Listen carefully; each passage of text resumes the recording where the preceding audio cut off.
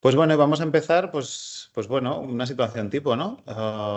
Una perrita de 3 años que nos llega con fiebre, dolor abdominal y no está castrada. ¿Qué pensaríais la mayor parte de vosotros? Pues me imagino que todos pensaríamos que es una piómetra, ¿no? Pero claro, la piómetra es lo fácil. La charla va de manejo de abdomen agudo, van a haber más cosas, ¿no? Y uno tiene que tener la mente, sobre todo, a receptiva, abierta a diferentes cosas, ¿no? Yo lo que trato en las charlas, sobre todo, es de que la gente abra su mente a más cosas, porque cuando yo empecé a trabajar, para mí esto era una piometra, y como no fuera una piometra, yo tenía un drama encima de la mesa porque no sabía qué pasaba, ¿no? Entonces, la idea que tengo con las charlas y bueno, en el día a día con la gente que formamos es que tenga plan B, C, D, E, ¿no? Que vea más allá de lo que puede tener una perra no castrada, que tiene fiebre y dolor abdominal si no es una piómetra. Y si os fijáis en los libros vais a encontrar un montón de diferenciales. Describen 83 en muchos libros, ¿no? Los clásicos que podéis abrir, el Ettinger, cualquier libro de urgencias, etcétera, os dan 83 diferenciales, pero es que todavía hay algunos que no salen ahí porque en el momento en el que se escribían esos capítulos no estaban encima de la mesa. O sea que seguimos evolucionando y vais a ver algunas cosas recientes que son muy chulas y que merece la pena conocer. Y que bueno, hay una cosa que es muy verdad, o es muy cierta, más que muy verdad, es que a veces las enfermedades nos ven, pero nosotros a ellas no somos capaces de verlas, ¿no? Y todo eso pasa por el desconocimiento. Entonces, os voy a hacer un mínimo repaso de fisio y luego vamos a ir un poco a la chicha, ¿no? De cómo diagnosticarla, de cómo manejarlo. Entonces, en toda la fisiopatología como tal, lo que hay que entender es que cuando tenemos un abdomen agudo, este dolor que estamos viendo y que está padeciendo el paciente suele ser por un aumento de presión dentro de este abdomen, ¿no? Vendrá motivado por lo que sea, pero este aumento de presión puede tener consecuencias negativas. Una es el dolor y la otra es que se aumente tanto la presión dentro del abdomen que comprima los vasos y los vasos que llevan la sangre al corazón no la puedan llevar como deben, con lo cual empieza a caer la perfusión a los diferentes órganos importantes de nuestro cuerpo, ¿no? Los mecanismos de dolor que nos describen los libros, cuando hablamos de abdomen agudo, son tanto viscerales, que son por isquemia y por la distensión, y luego daños o dolor parietal, ¿no? El peritoneo y el diafragma que padecen un dolor por la inflamación que se genera a través de este proceso subyacente. Entonces, tenemos todo una mezcla, ¿no? Una combinación de mecanismos de dolor en los cuales conocer los nervios que llevan o que son los encargados de transmitir el dolor y llevan gran parte de la carga. Veréis que fisiopatológicamente quizás no sirven para mucho, pero sí a la hora del tratamiento hemos desarrollado técnicas que sirven, ¿no? Desde los bloqueos, desde la colocación de catéteres epidurales simples como tal. Y esto, a lo mejor, como os decía, para el manejo inicial de la urgencia no tiene una súper relevancia, pero sí en el posterior manejo. Y saber que la inervación simpática son el esplácnico y el lumbar, pues os va a ayudar a saber si conocéis hasta dónde están inervando, cómo podéis manejar estos dolores que después no son fáciles o no son simples de manejar con los fármacos que uno está acostumbrado, como es el fentanilo o la metadona, ¿no? Por ejemplo. Luego el nervio vago y el pélvico, ¿no? En inervación parasimpática, pues también conocerlo, porque en ocasiones ciertas cosas que van a pasar y que vienen generadas por el abdomen agudo llevan sobreestimulaciones del vago y esta sobreestimulación del vago la vamos a ver transmitida en ocasiones en bradicardias, en vómitos, en colapsos del paciente o incluso a nivel pélvico vamos a ver animales que tienen retenciones urinarias y que podemos llegar a manejar bien si manejamos bien el abdomen agudo como tal del paciente, ¿no?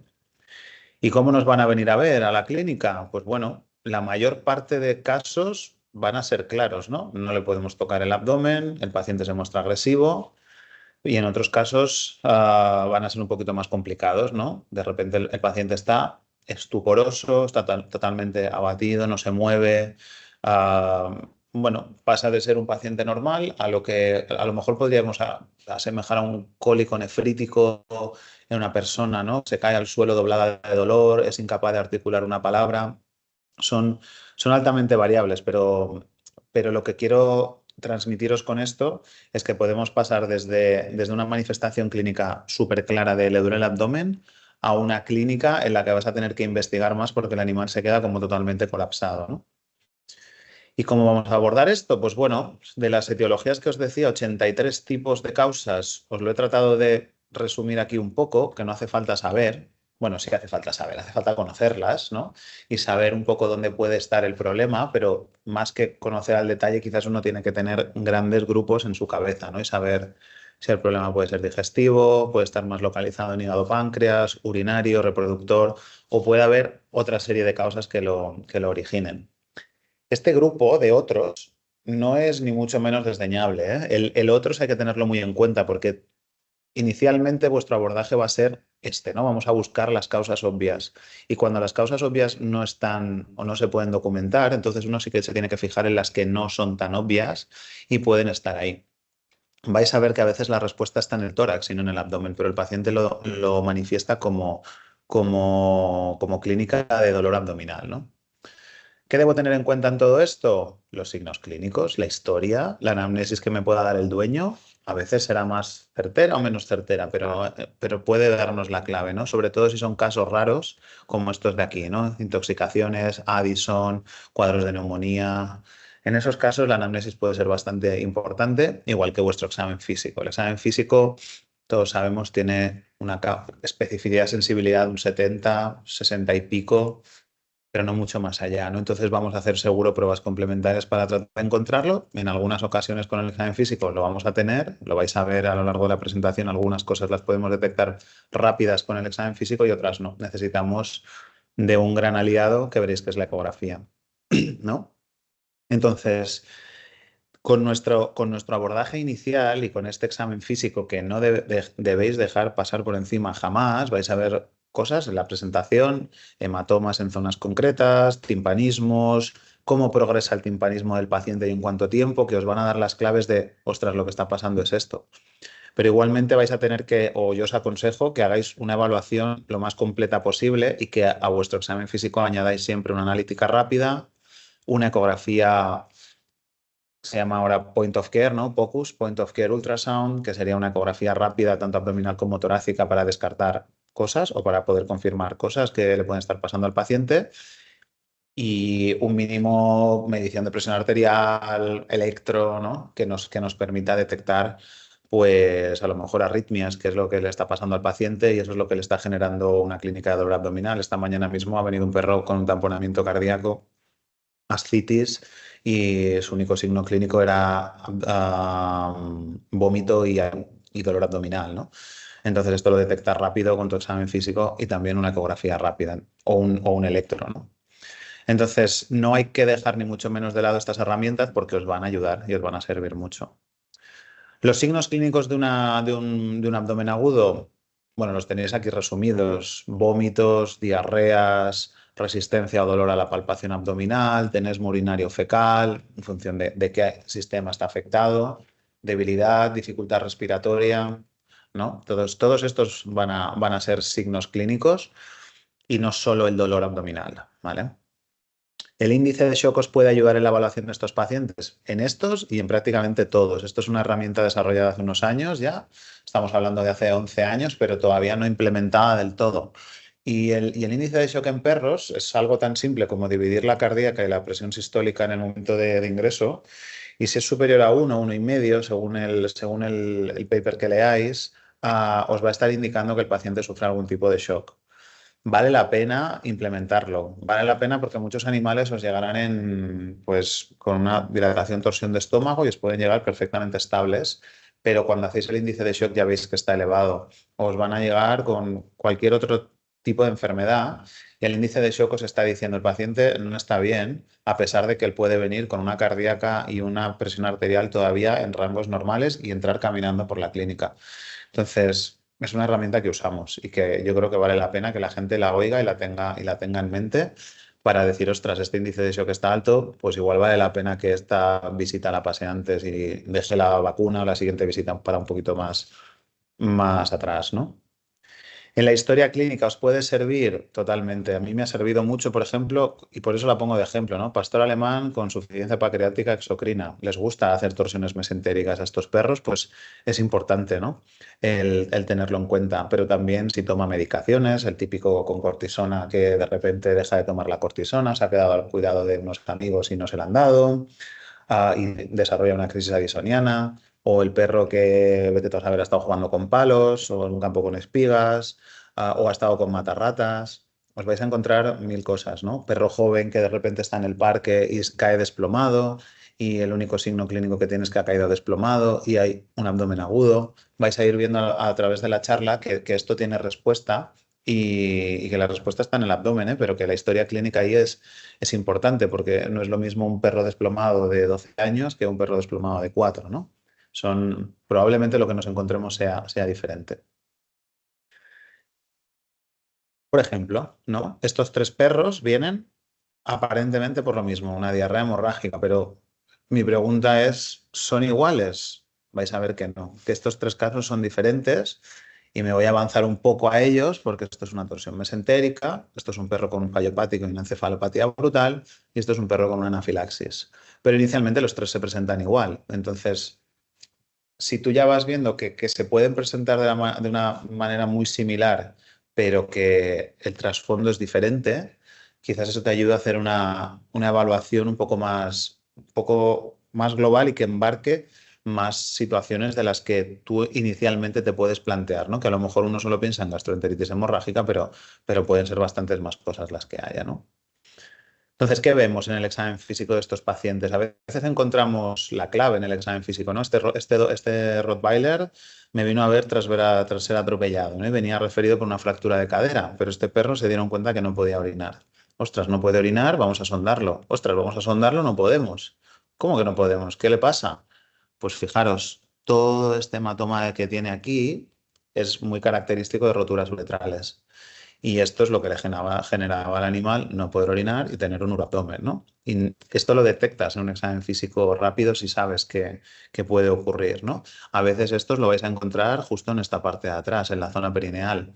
O os podéis encontrar este hematoma en toda esta zona de aquí, que difiere de este y en el cual no hay una historia de trauma, sino que esto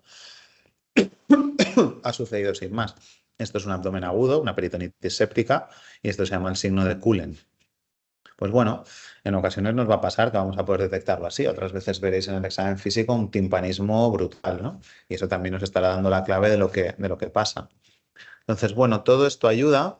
El examen rectal, por ejemplo, si hay fiebre, si el examen viene en shock, si no viene, todo esto os va a dar claves y también usar el estetoscopio, ¿vale? Y no centraros solo en el abdomen, sino pensar también que las pleuritis, las neumonías, los neumotórax, se manifiestan en ocasiones con cuadros que parecen abdominales en su origen, pero son simplemente un reflejo de toda esta inervación que el paciente tiene en el abdomen y que se está reflejando como inflamación de lo que está pasando en el tórax, ¿no? Como ese aumento, yo lo he visto muchas veces en neumotórax y en neumonías, que ese empuje del diafragma les genera al paciente como molestias abdominales cuando los palpáis.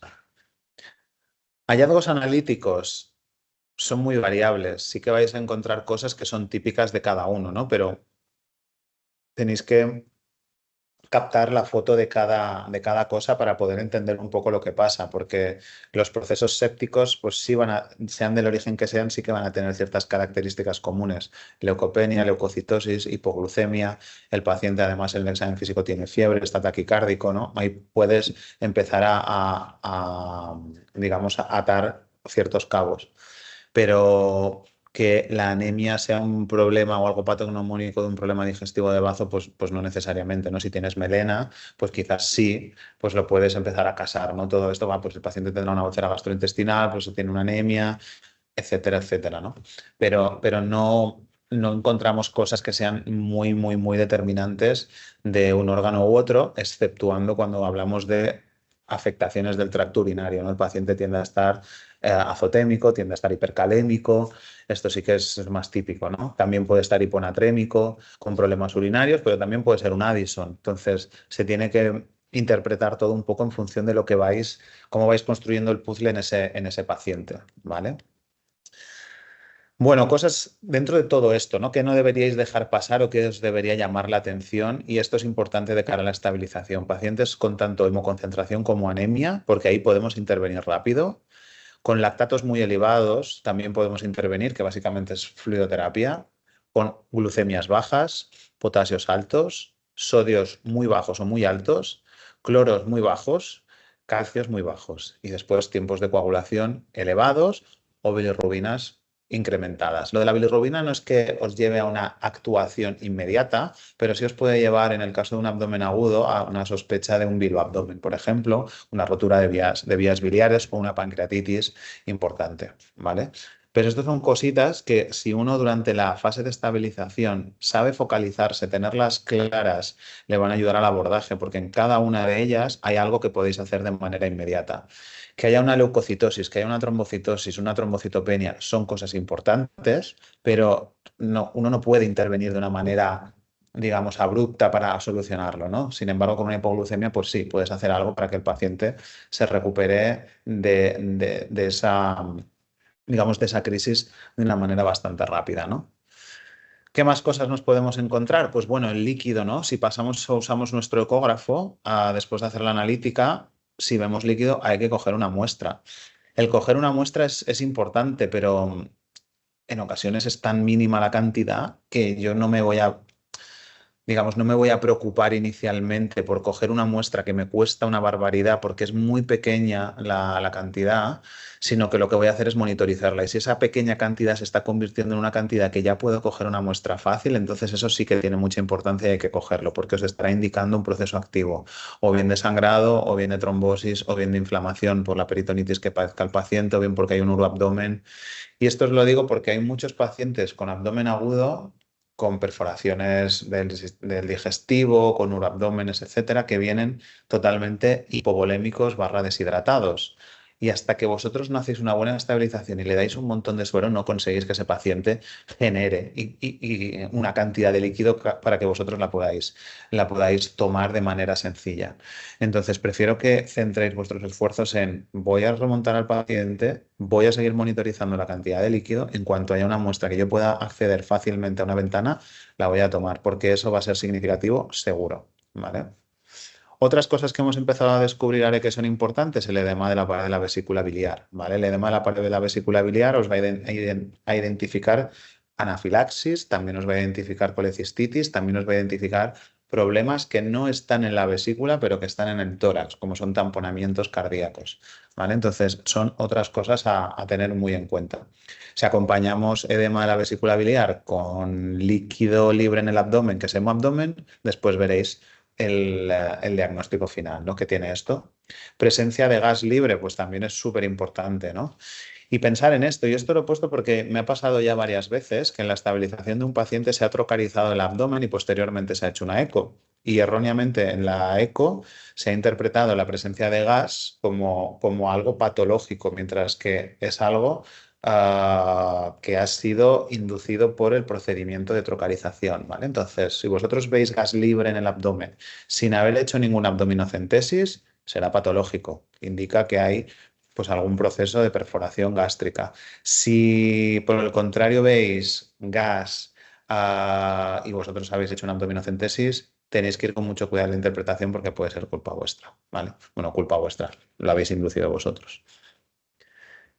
Como os decía, no olvidéis mirar el tórax porque estos pacientes muchas veces se pueden presentar con derrame pleural o se pueden presentar con un neumotórax, ¿vale? Aquí estamos viendo simplemente una imagen que se llama de cortina.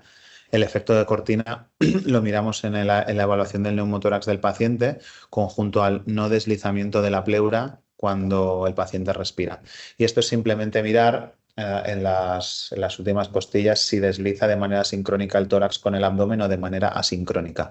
En el momento en el que lo están haciendo de manera sincrónica, para adelante, para atrás, para adelante, para atrás. Si lo hacen de manera sincrónica, es muy probable que tengáis un neumotórax, ¿vale?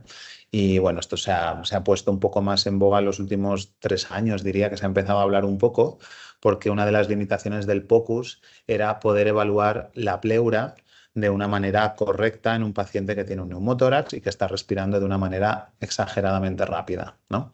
Entonces, si nos vamos hacia las últimas costillas, vais a poder observar este fenómeno y diagnosticar de una manera más certera la presencia de neumotórax, ¿vale? Aquí tenéis papers de referencias de esto por si tenéis interés. Son de humana, pero en medicina veterinaria pasa exactamente igual. Pistas en el electro. Bueno, aquí por ejemplo nos encontramos esto, ¿no? Esto no deja de ser una taquicardia ventricular que es sintomatológica para el paciente. Igual no se alcanza a ver, pero está con presiones muy bajitas. Y en ocasiones, si lo intentamos juntar con la clínica inicial del paciente, esto podría ser, por ejemplo, una torsión de estómago, pero también podría ser un perro con un hemoabdomen, como en este estudio lo describían, ¿no? Y nos decían, estos perros que vienen con un trauma abdominal y tienen fracturas pélvicas, mucho cuidado porque si hay arritmias, la fractura de pelvis en un paciente que no tiene ninguna otra sintomatología, el electro es normal, la analítica es normal, no pasa nada, probablemente solo haya la fractura de pelvis, pero si tú estás viendo arritmias más fractura de pelvis, probablemente haya más cosas, ¿no? Nos podamos encontrar ante ante un hemoabdomen, por ejemplo, una peritonitis séptica asociada a la fractura pélvica que tiene el paciente.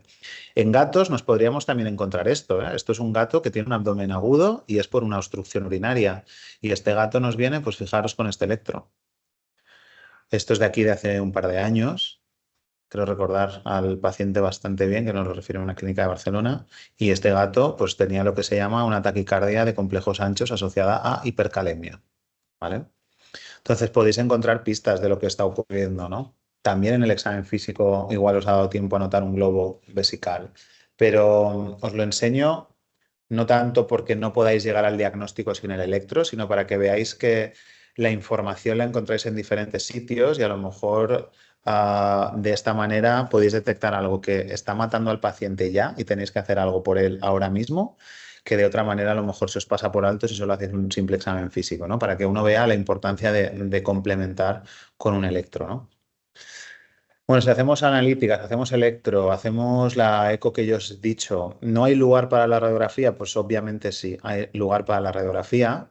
La radiografía la vamos a hacer cuando el paciente está muy enfermo, pero yo no estoy viendo líquido libre y tiene dolor abdominal, cuando hay timpanismo y no veo absolutamente nada con el ecógrafo porque el gas no me deja. Cuando creo que puede haber gas libre en la ecografía, me puede ayudar a confirmarlo. Cuando creo que puedo tener un cuerpo extraño pero no lo acabo de ver, pues puedo acabar de juntar la información tanto de la ecografía como de la radiografía. Y luego también en algunos casos como de torsión de colon, en este paper, por ejemplo, nos hablan de la torsión de colon y de los enemas, ¿no? Con contraste para acabar de hacer el diagnóstico de manera correcta, ¿no? Un radiólogo bueno, como los que tenemos aquí en el hospital, rápidamente nos va a decir, aquí hay algo, hay un efecto de desplazamiento, esto no es normal. Y a lo mejor ellos con esto ya son capaces de de haceros el diagnóstico. Dependiendo de nuestra experiencia, puede ser que necesitemos hacer una prueba de contraste, ¿no? A nivel de colon, como os decía, un enema con contraste. Y os puede acabar de dar la pista para hacer el diagnóstico definitivo, porque estos son cuadros en ocasiones complicadas, perros de raza grande que llegan con abdomen agudo, con una diarrea explosiva difícil de manejar. Pues es importante tenerlo en cuenta esto como extra, ¿no? Y luego en otras ocasiones nos encontramos casos más complicados, ¿no? Ilios paralíticos que no conocemos o torsiones mesentéricas que no podemos diagnosticar con un ecógrafo y con un examen físico. Cuando esto falla, ¿no existen más pruebas? Pues sí, el TAC se ha erigido en los últimos años como una de las pruebas de elección para esto y parece que puede llegar a ser un buen complemento cuando dudamos, ¿no? ¿Cuántas veces nos ha podido pasar que dudamos acerca de lo que puede ser? Y hasta ahora, pues si la ecografía y la radiografía fallaba, nuestro camino era la laparoexploratoria. Y hay casos en los que vais a tener que ir a la paroexploratoria sin hacer un TAC, pero cada vez encontramos más el lugar del TAC para este tipo de casos, ¿no? ¿Es un hilio paralítico o es una obstrucción? ¿Hay una obstrucción completa que me justifica entrar a la cirugía o no la hay? Y esto también nos ayuda a poder darles pues, un cuidado mejor a estos pacientes, ¿no? Cuando el cuadro es muy claro, pues ya está, entramos, ¿no? Pero si no, cada vez nos nutrimos más de pruebas que demuestran, como es el TAC, que tienen una capacidad muy alta de ayudarnos en todo esto, ¿no? Entonces, bueno, haciendo un poquito de resumen, el dolor abdominal y la fase inicial de estabilización son realmente importantes, ¿no? En ella vamos a usar seguro la ecografía y si detectamos líquido, tenemos que analizar el líquido. Es posible que necesitemos una eco completa, más o menos un TAC, y acabemos haciendo una laparotomía exploratoria, pero si no hay efusión, entonces tendremos que decidir, ¿no? El paciente está timpánico o no lo está, podemos hacer una radiografía en cualquiera de los dos casos en los que no haya. Y posteriormente podemos optar o bien por hacer una ecografía completa o bien evolucionar a un TAC, ¿no? Hay un aspecto importante que os he empezado a hablar al inicio de la presentación y es cómo manejar el dolor inicialmente de estos pacientes. Tenemos muchas opciones hoy en día, ¿no? Ya hemos evolucionado un montón y no estamos encallados en el butorfanol-petidina de hace 15, 20 años. Actualmente, o de entrada, yo creo que casi todos optamos por los opioides puros, como son el fentanilo, el remifentanilo, ¿no? Y a partir de ahí vamos escalando. Lidocaína, si hay arritmias, y además nos pueden ayudar de manera analgésica, ketamina, si la necesitamos. Pero una cosa que yo creo que deberíamos todos evitar es el uso de antiinflamatorios no esteroideos en la estabilización, en estos pacientes que llegan en shock, que tienen mucho dolor, que tienen diarreas. No hacemos mucho bien bloqueando aquí la COX-2 ni lo que puedan tomar de COX-1, porque muchos de estos pacientes, a pesar de que los AINES tienen un poder selectivo muy alto, acaban después con azotemia porque no han sido apropiadamente estabilizados con fluidos y se les ha administrado un antiinflamatorio no esteroideo de entrada. Y esto lo he visto tantas veces ocurrir que por eso lo pongo en todas las charlas, ¿no? Porque es como algo que tenemos en la cabeza de el perro llega con dolor, meloxicam, pero es que el perro llega que tiene clínica de shock gravísima, ¿no? Y después nos encontramos pues que el daño el renal es importante, ¿no? Cuando todo esto ya lo hemos escalado, no tenemos muy claro el qué, siempre nos quedan las epidurales, ¿no? Y las epidurales hay que optar por ellas cuando el paciente no está hipotenso. Si está hipotenso no es muy buena idea porque vamos a bloquear a nivel esplácnico pues toda la vasculatura y eso va a generar una vasodilatación importante que os va a hacer que el paciente todavía genere más hipotensión. Entonces uno se puede plantear el manejo, por ejemplo, de una pancreatitis con un catéter epidural siempre y cuando no haya una hipotensión persistente en el paciente, ¿vale? Esto pasaría por diferentes fases, ¿no? Pasaríamos la fase de estabilización y una vez estabilizado tendríamos que ir incrementando el manejo del dolor según nuestro paciente se encuentra bien. Tendréis una charla dentro de poco acerca de todo esto con Neus Casanova del Servicio de Anestesia, así que simplemente dejo un par de pinceladas y poco más, ¿no? Importante esto, que durante todo el proceso utilicéis escalas objetivas, ¿vale? Vamos a el diagnóstico y la estabilización como tal, ¿no?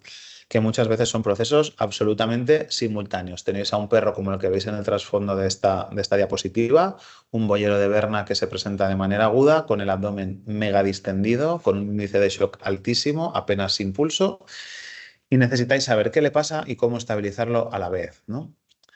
Entonces, claves, cosas que os pueden servir. Primero, detectar si sangra o no sangra, ¿no? Porque con esto ya uno va a dirigir su atención a si voy a necesitar hemoderivados o no los voy a necesitar.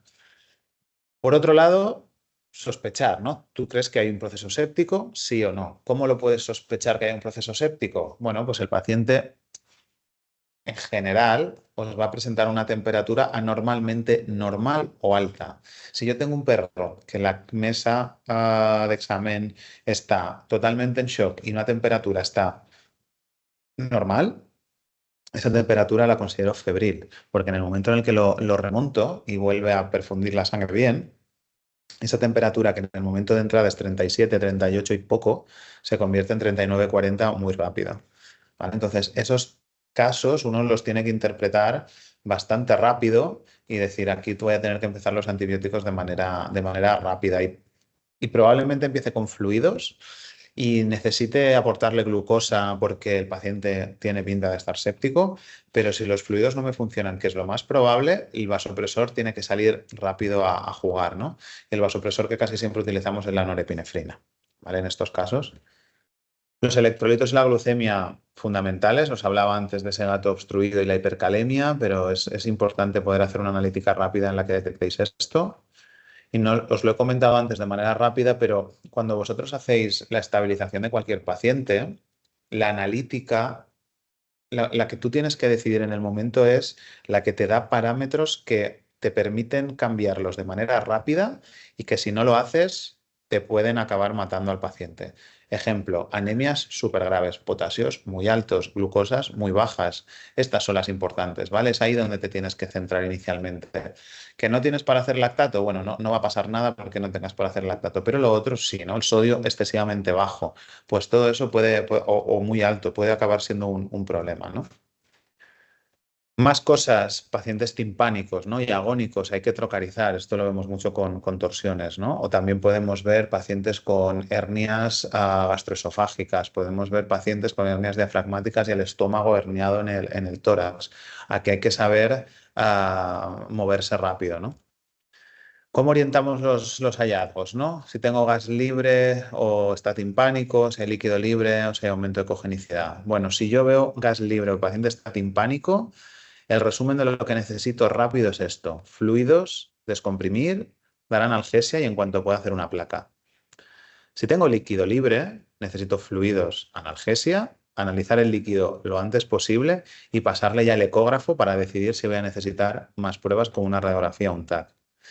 Y si simplemente veo un aumento de cogenicidad, pero no acabo de ver una gran cantidad de líquido o no veo mucho gas, entonces aquí presto atención a si durante mi proceso de estabilización el paciente desarrolla líquido o no lo desarrolla, porque si lo desarrolla vuelvo a esta casilla para hacer lo que veo aquí, o si no lo desarrolla voy avanzando hacia una ecografía, voy a ver si el paciente puede tener una pancreatitis con un test rápido que me lo descarte y posteriormente, si no encuentro nada, a lo mejor puede llegar a evolucionar después de la ecografía al TAC, ¿vale?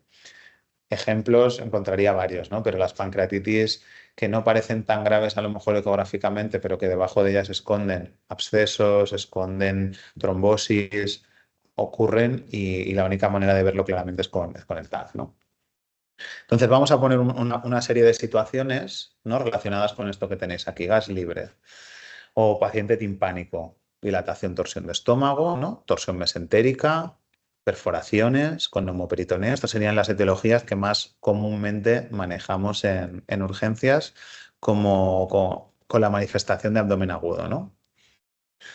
Entonces, ¿qué hacemos por estos pacientes? Trocarizamos o bien hacemos sondaje orogástrico, ¿no? O también podemos hacer el sondaje nasogástrico. Aquí os dejo tres opciones.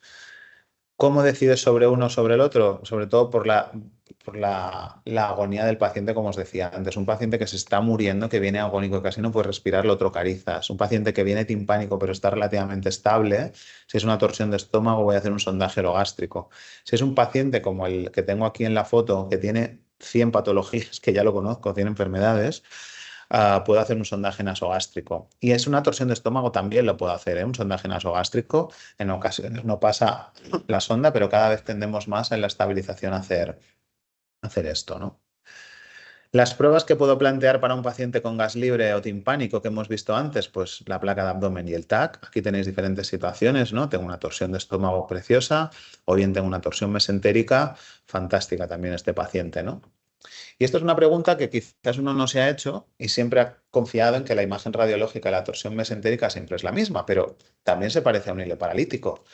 Entonces, aquí tenemos un cuadro, por ejemplo, de que si tú dudas, este boyero con 8 meses nos vino con dolor abdominal y es el que veíais anteriormente de fondo difuminado. En 45 minutos desde su llegada, este perro pasó de tener dolor abdominal a estar en shock.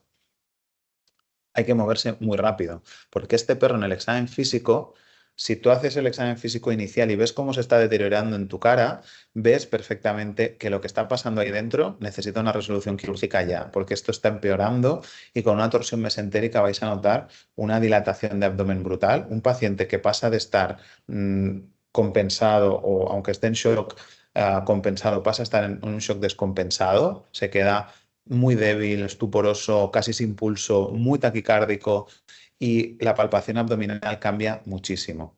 Cuando ponéis el ecógrafo veis líquido y si tomáis líquido en ocasiones es trasudado modificado o incluso exudado, ¿no? Pero pero el exceso de pruebas en este tipo de pacientes a veces hace que retraséis la entrada a quirófano y la entrada a quirófano, si la retrasas mucho, acaba mal porque el paciente tiene todo esto ahí dentro y esto se tiene que sacar o se tiene que distorsionar lo antes posible. Entonces, mi consejo cuando haya sospecha de torsión mesentérica es que vayáis rápido. Si este mismo paciente se me hubiera presentado con una radiografía como esta, sin deterioro clínico, probablemente hubiera pensado más en un hilio paralítico, ¿no? Y en el hilio paralítico tengo tiempo para trabajar, tengo tiempo para decidir e incluso le puedo hacer un TAC a un hilio paralítico en el que puedo ver si hay torsión, es decir, si el contraste circula o no circula. Pero si el paciente se deteriora muy rápido, no hay lugar a hacer TAC, no hay lugar a hacer 1000 pruebas, la resolución tiene que ser rápida en el quirófano, ¿no? Si ahora nos movemos hacia el análisis de líquido libre, nos hablo más de torsión porque hicimos otra charla que era de torsión de estómago también y daba ahí toda una hora de charla, pero, pero bueno, creo que también estáis muy familiarizados con ello. El análisis de líquido libre es muy importante y veo una tendencia que se mantiene en el tiempo, que yo pensaba que había cambiado, pero no, y es que en muchos sitios no se analiza el líquido y es importantísimo analizarlo.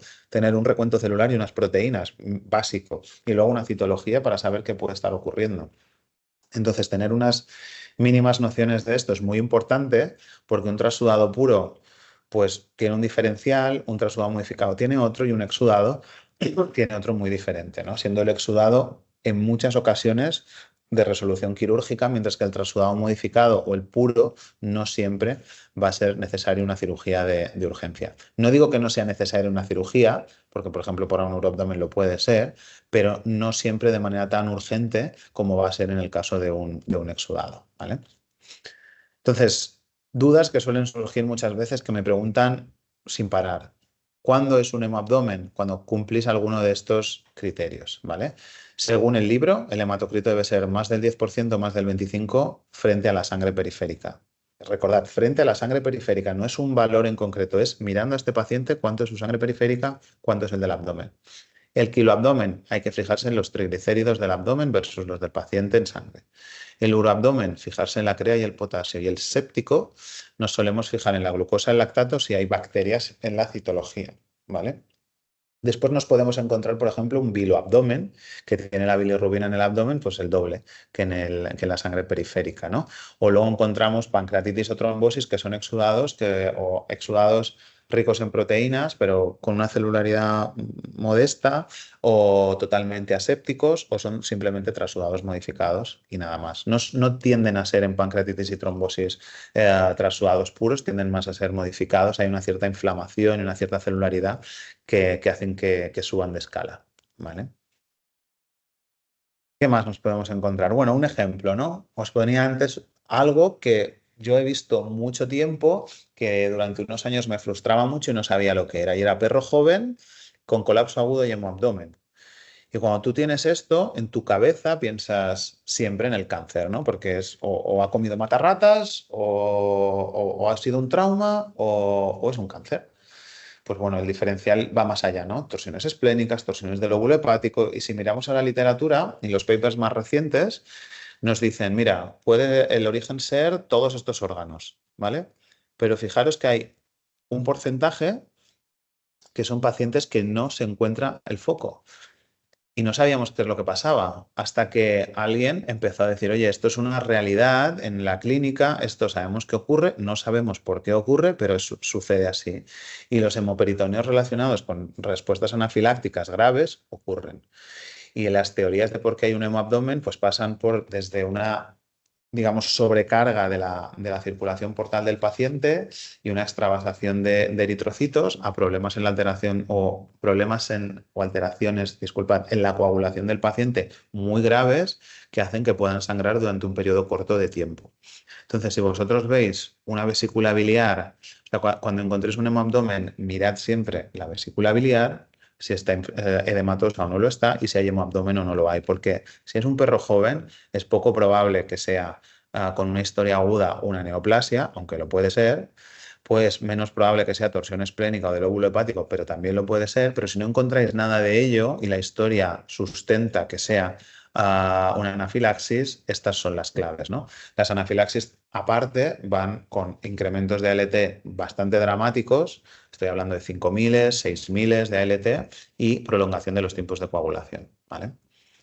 En los gatos nos solemos encontrar más otro tipo de reacciones, ¿eh? Nos encontramos, o causas, perdón, más que reacciones, etiologías. Las neos, las coagulopatías, ¿no? Un poco las cistitis también, las hepatopatías, de esto ya he visto unos cuantos a lo largo de mi vida, de hepatopatías y cistitis en gatos y de neoplasias, pero no necesariamente siempre el hemoperitoneo en gatos se asocia, por ejemplo, a una neoplasia, ¿no? Como en el perro, la mayor parte de los casos lo pensamos. ¿Cómo estabilizarlos? Os dejo un resumen. No me daba la charla como para haceros una estabilización una tras otra de las diferentes causas. Pero si los fluidos iniciales fallan en el manejo y el paciente sangra, la transfusión tiene que estar ahí, ¿vale? Autotransfusión, hacedla solo si el paciente necesita volumen. Y especialmente en abdomen agudo, mucho cuidado, porque esta sangre puede ir acompañada de una peritonitis séptica. Entonces, no es raro. Yo ya me lo he encontrado en algunas ocasiones, sobre todo con traumas por atropellos, roturas de digestivo y sangrado agudo, en la cual lo que al final estás autotransfundiendo al paciente es una fuente totalmente contaminada. Entonces, no es muy aconsejable hacerlo. Otra cosa es que, bueno, pues no tengo ninguna fuente de administración o banco de sangre, estoy convencido que es una neo, necesito volumen como sea, esta es la única fuente de la que puedo sacar sangre, ¿vale? Los vendajes compresivos os pueden ayudar, estos vendajes tipo sirenita. El uso de antifibrinolíticos, cuidado, porque se ha puesto como muy de moda usarlos para todo. Paciente que le sangra una uña y le damos un amchafibrin y no es necesario. Solo son necesarios en los casos en los que se puede documentar una fibrinolisis exagerada o una alteración en la formación de coágulos que parece que algunos greyhounds tienen. Entonces, si vosotros no estáis convencidos, si no es un traumatismo súper grave que haya generado un hemoabdomen y lo habíais pillado en estas primeras 3 horas tras el trauma, que es cuando más actividad hiperfibrinolítica hay, el dar amchafibrin en muchos casos no tiene sentido, ¿no? Y la cirugía de urgencia se tiene que considerar en los hemoabdómenes en las que hay un foco que podamos controlar y no estamos pudiendo controlarlo desde fuera. Es decir, si vosotros tenéis un hemoabdomen ocasionado por la rotura de una masa esplénica, pero el paciente con fluidos, un vendaje compresivo está estabilizado, no hace falta que lo entréis de urgencia ya a las 3 de la mañana a operar, ¿no? Puede esperar perfectamente al día siguiente a operarse. Otra cosa es que vuestros esfuerzos de fluidoterapia, vendaje, transfusión fallen y el paciente requiera constantemente ser rescatado mediante productos sanguíneos o fluidoterapia, ¿no? En los casos de hemoabdomen, ¿qué hacemos? Ecoabdominal, TAC o laparotomía exploratoria. La laparoexploratoria es para el que no se puede estabilizar bien, ¿vale? Y si no se puede estabilizar bien, va a cirugía. Esto, por ejemplo, es una torsión de bazo en un paciente pues, que vemos que viene con dolor agudo. Cuando hacemos la ecografía vemos líquido alrededor del bazo. Se puede llegar a detectar por un ecografista bueno la falta de flujo en el bazo y el paciente va a cirugía y ya lo tenemos, ¿no? Los urabdómenes son otra historia también, ¿no? Los urabdómenes, hay un mensaje que tenéis que tener claro y es que si son sépticos tienen que entrar a cirugía de urgencias y no es necesario. Pero el diagnóstico pues tiene que ser relativamente fácil y rápido, ¿no? Esto, por ejemplo, es un Doberman que se desapareció durante 24 horas. Y aquí el origen, o sea, lo que nos encontramos en este perro era dolor abdominal, abatimiento, hipercalemia, taquicardia, ¿no? El potasio discretamente elevado, estaba en torno a 6, 6,5, pero cuando lo sondabas este perro no producía suficiente orina, ¿no? Entonces te haces todo un árbol de dónde puede venir el problema con un uroabdomen, vejiga, uretra, uréter y renal, y a partir de aquí uno empieza a escalar, ¿no? Antes os enseñaba, pues, rotura uretral, esto también es rotura uretral, que os decía, si tenéis hematoma por esta parte de la zona perineal, también puede haber perfectamente una rotura uretral. Y vuestro objetivo tiene que ser diferenciar si es séptico o no es séptico. El perrito este que veis aquí detrás en la cuna era un perrito con una infección de orina que se le hizo una cistocentesis y todo se extendió en su peritoneo y acabó fatal. El animal acabó falleciendo, entramos a cirugía, a lavar, a limpiar y poner drenajes y todo lo que queráis. Manejo de un dolor que tenía horrible con catéter epidural. Y a mí este caso me sirvió para aprender cuándo hay que actuar rápido, ¿no? En urabdomen séptico versus aséptico. El urabdomen séptico se debe tratar como cualquier peritonitis séptica, es decir, hay que hacer la estabilización médica rápida que permita entrar al paciente a cirugía. Cuando hablo de rápida, os hablo de un máximo de 6 horas, ¿vale? Pero no hace falta que en 30 minutos lo entréis. De hecho, puede ser un problema entrar a perros o a gatos inestables a cirugía, ¿no? Pero hay que esforzarse un poco por conseguir que se estabilicen y entren lo mejor posible. Esto sí es séptico. Si el animal tiene un urabdomen aséptico, lo que hay que buscar es sondaje urinario, un catéter en el abdomen que os permita sacar esa orina que se está acumulando y tenéis más tiempo para poder saber dónde está el problema, ¿no? Y hacer esa ecografía, ese TAC o lo que necesitéis. O un contraste simplemente de vías urinarias, no hace falta irse al TAC. ¿Por qué os digo esto? Porque la mayor parte de estos pacientes tienen azotemia y ir a TAC y poner un contraste endovenoso a un riñón enfermo es un problema porque va a empeorar la azotemia seguro. ¿De acuerdo? Y esto también lo he visto ampliamente a lo largo de los años y es una práctica que no deberíamos realizar nunca. ¿Vale? Entonces, en estos pacientes, a modo de resumen, con un uroabdomen, fluidos de estabilización, cuidado si hay hipercalemia, hay antibioterapia temprana si hay sospecha de que pueda haber un proceso séptico. Es importante hacer un sondaje urinario para mantener la vejiga vacía y saber si es permeable o no lo es. Y drenaje abdominal en el caso de que necesitéis sacar esa orina que se está acumulando en el abdomen durante un tiempo, ¿no? Estas son las diferentes pruebas que podéis hacer. Aquí, pues bueno, tenéis nuestros pacientes, ¿no? Con una radiografía con contraste, ya sabemos dónde tiene una rotura de vejiga, bien la fractura pélvica este paciente y aquí está roto, ¿no? En la zona del trígono, un poco de uretra y vejiga están fracturadas. Entonces aquí tenéis las diferentes opciones para ir escalando. Obviamente necesitáis un equipo más preparado, ¿no? Para poder hacer pruebas más avanzadas, como son la pielografía, tanto retrógrada como anterógrada o el TAC. Pero bueno, es posible hacerlo. Y este Doberman que os comentaba antes, pues bueno, tenía esto, ¿no? Desapareció 24 horas, no sé muy bien, supongo que fue un traumatismo, pero bueno, tenía toda esta rotura de vejiga, este paciente. El diagnóstico os lo he dejado antes, el urabdomen, diagnosticarlo es realmente sencillo. Basta con coger esa muestra de líquido libre y ver que la creatinina es 2 veces superior en el líquido a la sangre, o bien ver que el potasio es 1,5 veces superior al de la sangre. Y ya tenéis el diagnóstico hecho de una manera muy rápida. ¿De acuerdo? Si os encontráis abdómenes sépticos, pensad en todo, ¿vale? El origen puede ser tanto externo como interno, es decir, desde mordeduras hasta procesos que están ocurriendo dentro del abdomen, ¿no? Gastrointestinales, a nivel reproductor, nos encontramos espigas, nos encontramos palos, nos encontramos muchísimas cosas, pero también nos encontramos en ocasiones peritonitis sépticas que son primarias, ¿no? Nos encontramos, otra manera de clasificarlas son locales o difusas, ¿no? Las difusas se conocen como primarias, secundarias y terciarias. Las primarias son difíciles de diagnosticar, las secundarias son las más habituales que vemos en perro, pero las primarias, a pesar de que también sean en perro y que son pura translocación bacteriana, en el gato son relativamente más frecuentes, ¿no? Las peritonitis sépticas locales son aquellos casos en los que tienes un absceso o algo muy focal, ¿eh? ¿No? Algo muy, muy localizado. La difusa estaríamos hablando de paciente con un cuerpo extraño que se le ha perforado el digestivo y ¡boom! Ha hecho completamente una peritonitis séptica, ¿no? O cualquier otra cosa que os podáis imaginar que ha generado esto. Entonces, a pesar de que la secundaria es la más habitual, hay que conocer que existen las primarias, que las primarias se caracterizan porque en torno, creo que es un 30% de gatos las van a padecer, mientras que los perros algo menos.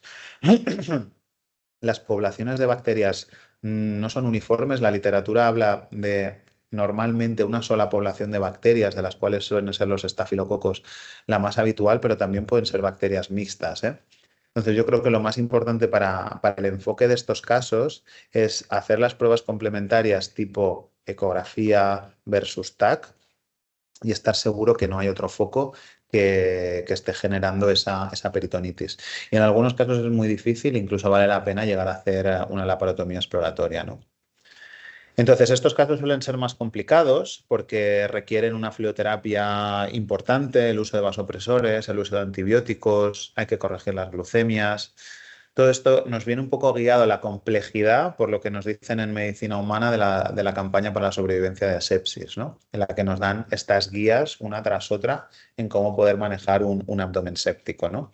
Y aquí en muchas ocasiones os vais a encontrar en la encrucijada de entre pruebas de imagen o laparoexploratoria o la encrucijada de ah, tengo al paciente muy inestable como para ir a cirugía, pero si no voy a cirugía se va a morir. Entonces, el resumen al que yo he llegado a lo largo de los años trabajando en esto y hablando también con médicos es, si tú en 6 horas no eres capaz de estabilizar esto y tienes un foco que controlar, tienes que hacer una cirugía muy rápida que se llama control del foco, sacar ese foco, cerrar al paciente y seguir con toda la estabilización. Y eso da cierta resolución, de los cuadros y cierta mejoría. Cuando son cuadros fáciles como cuerpo extraño intestinal, ¿no? Que los podemos diagnosticar con radiografía, tenemos aquí las tasas intestinales pues, mayores que el cuerpo vertebral de L5 o vemos una sombra acústica clara, pues es fácil, ¿no? El diagnóstico, pero si os viene este perro, que esto es un pastor alemán que le pasó lo que le suele pasar a los gatos, que se quedan atrapados en una ventana y se queda ahí colgando 5 horas. Este pastor alemán tenía una sorpresa y es que en la radiografía de abdomen que le hicimos nos encontramos este asa intestinal y este asa intestinal era compatible con esto. A ver si os lo puedo poner, que me sale por aquí el cartelito. Voy a quitar el sonido, pero era compatible pues, con un proceso obstructivo y lo que tenía era una intususcepción. ¿Para qué os cuento esto? Pues para que veáis que a veces las cosas más simples, ¿no? están ocurriendo ahí y no porque sean simples uno tiene que pensar que a este no le van a ocurrir o este solo se ha quedado en una ventana, que es raro encontrarse esto, la verdad, en un perro, ¿no? Pero puede llegar a pasar y tenéis que enfocar cada caso de abdomen agudo de una manera independiente, aún sabiendo, ¿no? Todas estas cosas que os pueden pasar, ¿no? Este perro tenía este asca intestinal ahí puesta. Conforme van pasando las horas y lo vamos recuperando, vamos viendo que acumula líquido libre y esta radiografía junto con una ecografía muy rápida te está dando la típica imagen esta de kiwi que todos conocemos o bueno, de cebolla, ¿no? Que es de intususcepción. Más cosas, pues a veces no todo es lo que parece. Esto, si me habéis estado escuchando, podría ser un hilio paralítico, podría ser una torsión mesentérica, pero cada vez nuestra medicina avanza más y vamos viendo que hay otros cuadros que son médicos en los cuales pues puede parecer una cosa que no es. Y esto, por ejemplo, son cuadros de pseudoobstrucción por problemas de ataque inmunitario a la pared muscular del intestino. En este caso se llama leiomiositis intestinal y que lo que provoca es un cuadro obstructivo y que el paciente se manifieste clínicamente igual que un paciente que está obstruido y que las pruebas de imagen den soporte a exactamente lo mismo. Entonces, suelen ser pacientes que si buscáis en la historia clínica, y por eso antes os decía, por ejemplo, estos pacientes con insuficiencia pancreática exocrina, ¿no? Que pueden hacer torsión mesentérica, pues este tipo de pacientes son animales con condiciones corporales a veces no muy buenas, con historias de diarreas crónicas, con vómitos muy habituales, en los cuales desarrollan de manera abrupta un cuadro de pseudoobstrucción y dolor abdominal agudo. Y cuando los tenemos en la clínica, pues los podemos malinterpretar como necesita cirugía, ¿no? Y si acabas haciendo una laparotomía exploratoria que sería justificable con un cuadro así, no habiendo tenido en cuenta esto que os he contado anteriormente, pues bueno, también estás en el momento de decir, vale, he entrado a cirugía, no he encontrado nada, voy a biopsiar este intestino porque probablemente la respuesta esté ahí dentro, ¿no? En todos estos casos de estabilización, una cosa que sí que tenéis que conocer y que es fácil, los abdómenes sépticos y en general, ¿vale? Es que el lactato, que se ha hablado mucho y por eso lo comentaba en esta charla, el lactato lo podéis utilizar como guía para saber si el paciente va a ir mejorando o no va a ir mejorando, ¿no? A lo largo de las horas. Pero lo que os tiene que marcar no es solo un valor de lactato, sino cómo el paciente está corrigiendo ese valor de lactato en 24 horas. Y si lo está aclarando y lo está limpiando, estáis haciendo bien vuestro trabajo de fluoterapia, la cirugía que hayáis hecho, etcétera, etcétera. Otras cosas que nos encontramos, pancreatitis, trombosis, biloabdomen o biloperitoneo. Aquí os dejo un poco el resumen de lo que podéis encontrar en los diferentes papers y las características que tienen estos líquidos, ¿vale? Para que lo podáis saber y un poco el cómo orientar estos diagnósticos, ¿vale? Pero son relativamente sencillos, lo único es que vais avanzando y vais descartando cosas y dices, bueno, pues he descartado todo lo demás y, por ejemplo, en el caso de un perro que tiene un Cushing y ahora me he hecho una pancreatitis, encuentro líquido libre y ese líquido libre es un exudado aséptico, pues va a ser una pancreatitis lo que tengo, ¿no? O tengo un cuadro en el que todo el intestino se ve hiperecogénico y hay un líquido asociado que es simplemente un trasudado puro o un modificado, pues cuidado que igual tenéis una trombosis, ¿no? Aquí tenemos un paciente con un pedazo de úlcera también en el páncreas. Imitadores que os vais a encontrar, crisis addisoniana, dolor toracolumbar, enfermedad pleural o neumonía, os lo comentaba anteriormente.